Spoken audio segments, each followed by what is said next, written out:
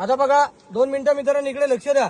आता बघा समोर आपल्याला जे तलाव पाहायला मिळते बघा, हे गंगासागर तलाव आहे। रायगड किल्ल्यावरचे सर सगळ्यात प्रचंड मोठं तलाव आहे। या तलावाची खाली जर खोली पाहिलीत ना 32 फूट खाली खोल आहे, 174 मीटरचा राऊंड आहे सर। गडावरती पाण्याची टंचाई येत नाही, पण खाली गावामध्ये येते। मग काय केलंय, गडावरून खाली पाणी पाईपलाईन सप्लाय केलेलं आहे, कल्पना करा। मग याला गंगासागर तलाव का म्हटलं गेलेलं आहे? आपल्या महाराजांचा राज्याभिषेक झाला, त्याची तारीख आहे 6 जून 1674।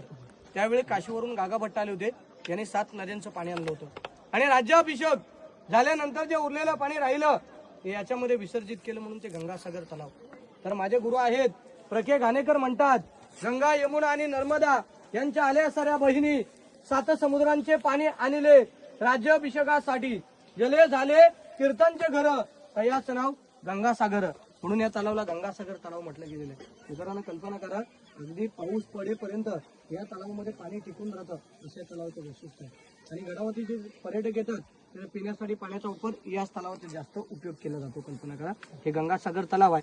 आता वरती विजयस्तंभ मनोरे आहेत, त्याची माहिती आपण त्या ठिकाणी घेऊन जाऊया।